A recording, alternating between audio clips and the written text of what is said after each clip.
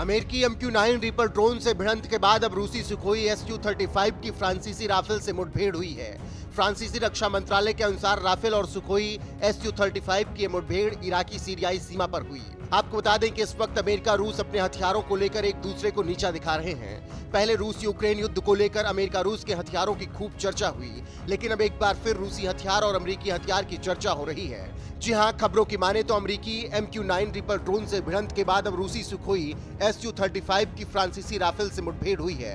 खबरों की माने तो सुखोई राफेल की भिड़ंत उस समय हुई जब फ्रांसीसी राफेल एक सुरक्षा मिशन पर उड़ान भर रहे थे।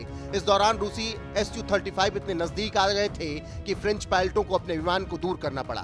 फ्रांस ने रूसी पायलटों पर गैर पेशेवर उड़ान भरने का आरोप लगाया है। राफेल 4.5 जनरेशन का twin engine multi role fighter aircraft है, वहीं सुखोई Su-35 रूस का twin engine super manoeuvrable aircraft है। फ्रांसीसी रक्षा मंत्रालय की माने तो 6 और 7 जुलाई की रात को इराकी सीरियाई सीमा पर एक सुरक्षा मिशन पर उड़ान भर रहे 2 राफेल ने Su-35 की ओर से एक गैर पेशेवर उड़ान पर प्रतिक्रिया जताई। पायलटों ने गश्त जारी रखने से पहले दुर्घटना के जोखिमों को कम करने के लिए अपने विमान को तेजी से मोड़ा और दूसरी ओर लेकर गए।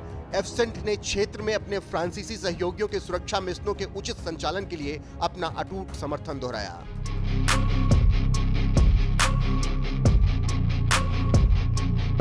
दूसरी तरफ फ्रांसीसी राफेल लड़ाकू विमान को इस्लामिक स्टेट के ठिकानों पर हवाई हमले करने और ऑपरेशन चम्मल के हिस्से को ठीक करने के लिए बनाया गया था। जमीनी बलों को सीधे हवाई सहायता प्रदान करने के लिए इस क्षेत्र में तैनात रखा गया।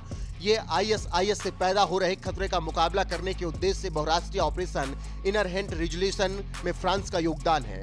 इस मिशन में फ्रांस की भागीदारी इराकी अधिकारियों के अनुरोध पर सितंबर 2014 में शुरू हुई।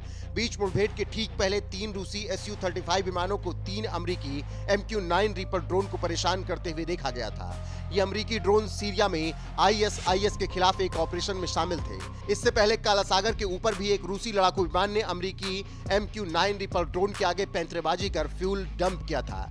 इस कारण अमेरिकी MQ-9 रीपर ड्रोन दुर्घटनाग्रस्त हो गया था। 2019 में सीरिया में अमेरिका और रूस की सेनाओं के बीच औपचारिक समझौता होने के बाद भी दोनों पक्षों में लगातार भिड़ंत हो रही है। इससे समझा जा सकता है कि कैसे सेना आमने सामने है। हो सकता है कि किसी दिन दोनों सेनाएं में भिड़ंत हो जाए और युद्ध की शुरुआत हो जाए।